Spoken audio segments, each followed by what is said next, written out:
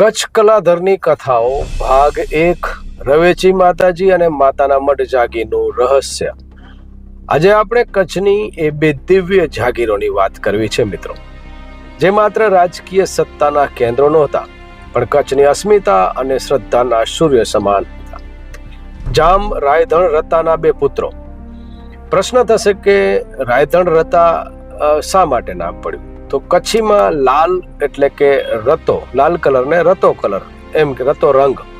તો કહેવાય છે કે જામ રાયધણજી જે છે એ લાલ કલરનું ફાર્યું બાંધતા, એટલે જામ રાયધણ રતાના બે પુત્રો જામ દેદાજી અને જામ મોતીજીના નામ આ પવિત્ર સ્થાનો સાથે અમર થઈ ગયા છે। વાગડનું હૃદય એટલે રવેચી જાગીર।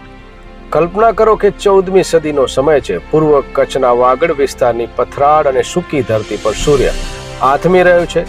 ધૂળની ડમરીઓ ઉડાડતા અશ્વ પર સવાર થઈને જામ દેદાજી પોતાના સૈનિકો સાથે રવેચી રાપર નજીકના પવિત્ર તળાવ કિનારે આવી પહોંચે છે। ચારે તરફ ઘનઘોર ઝાડીઓ છે। રાજા ઘોડા ઉપરથી ઉતરીને પોતાના હથિયારો બાજુ પર મૂકે છે અને રવેચી માતાના ચરણોમાં શીશ ઝુકાવે છે। એ શાંત વાતાવરણમાં માત્ર નગારાનો નાદ અને માતાજીની આરતીનો ઘંટારાવ સંભળાય છે। જામ રાયધણ રતાના પુત્ર જામ દેદાજીને વાગડનો આ પ્રદેશ ગરાસ જાગીરમાં મળ્યો હતો। દેદાજી ભારે ધર્મનિષ્ઠ અને પરાક્રમી હતા।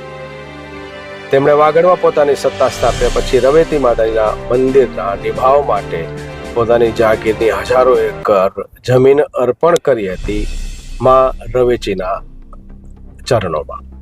તેમના વંશજો આગળ જતા દેદા જાડેજા તરીકે ઓળખાયા। આજે પણ રવેચીને વાગડની જીવાદોરી અને ત્યાંના મેળાને કચ્છની સંસ્કૃતિનું દર્પણ માનવામાં આવે છે। આ જાગીરના કારણે વાગડ વિસ્તાર બાહ્ય આક્રમણો સામે અડીખમ રહ્યો। દ્રશ્ય બીજું, પશ્ચિમનો રખેવાળ માતાના મઢની જાગીર પશ્ચિમ કચ્છના કાળા પથ્થરો અને ડુંગરાળ ઘાટીઓની વચ્ચે વસેલું ઉમરપુર હાલનું માતાના મઢ। રાતનો સમય છે, આકાશ તારાઓથી મઢેલું છે, ભીષણ પવન ફૂંકાઈ રહ્યો છે। જામ મોતીજી હાથમાં ખુલ્લી તલવાર લઈને માતા આશાપુરાના મઢની બહાર ચોકી કરી રહ્યા છે। સિંધ તરફથી આવતા લૂંટારુઓ અને શત્રુઓ સામે રક્ષણ મેળવવા માટે તેમણે આ દુર્ગમ વિસ્તારને પોતાનું આશ્રય સ્થાન બનાવ્યું છે। મંદિરની અંદર અખંડ દીવો બળી રહ્યો છે, જેનો પ્રકાશ મોતીજીના ચહેરા પર પડી રહ્યો છે। ઐતિહાસિક ઘટનાની વાત કરીએ તો જામ રાયધણજીના સૌથી નાના પુત્ર જામ મોતીજીને પશ્ચિમ કચ્છનો આ પ્રદેશ સોંપાયો હતો। આ વિસ્તાર ભૌગોલિક રીતે ખૂબ મુશ્કેલ અને સરહદની નજીક હતો। જામ મોતીજી અને તેમના વંશજો હોથી જાડેજા એ આશાપુરા માતાજીને પોતાની કુળદેવી માનીને આ સમગ્ર વિસ્તાર માતાજીના ચરણોમાં ધર્માદા તરીકે અર્પણ કરી દીધો છે।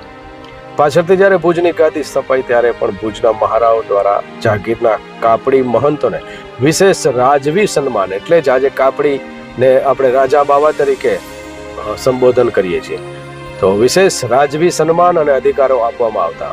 માતાના મઢની જાગીરનો વહીવટ એટલો શક્તિશાળી હતો કે દુષ્કાળના સમયે આ જાગીરના અન્નક્ષેત્રો આખા કચ્છની પ્રજાનું પેટ ભરતા હતા। ઇતિહાસકરણનું તારણ છે કે આ બે જાગીરનો ઇતિહાસ આપણને સમજાવે છે કે કચ્છના રાજકુમારો માત્ર જમીન જીતવી એ એમનું લક્ષ્ય નહોતું, જમીન જીતવા માટે નહોતા નીકળ્યા, પણ સંસ્કૃતિ અને ધર્મની રક્ષા એ તેમનો મુખ્ય ઉદ્દેશ હતો। દેદાજી અને મોતીજીને ભલે ગાદી ન ભોગવી, પણ તેમણે સ્થાપેલી આ જાગીરો આજે 700 વર્ષ પછી પણ કચ્છના લોકોના હૃદયમાં જીવંત છે। તો મિત્રો, આપણો ભાગ 1 અહીં વિરામ લે છે। કચ્છના કલાધારોની કથાઓ આપને કેવી લાગી ચોક્કસ કમેન્ટ્સમાં જણાવજો। અને મિત્રો, ખાસ કરીને આ ઐતિહાસિક સિરીઝ ચાલુ કરવા માટે મારા એક મિત્રએ મને પ્રોત્સાહિત કર્યો છે, એના માટે હું એમનો આભારી છું। કઈ રીતે કચ્છના ઇતિહાસોને આપની સમક્ષ પહોંચાડી શકાય એ માટે ચોક્કસ સૂચનો અને આપના મંતવ્યો આવકારે છે। નમસ્કાર, હું જામ જયબલસિંહ જાડેજા, મા આશાપુરા ન્યૂઝ, મા ન્યૂઝ, કચ્છ, ગુજરાત।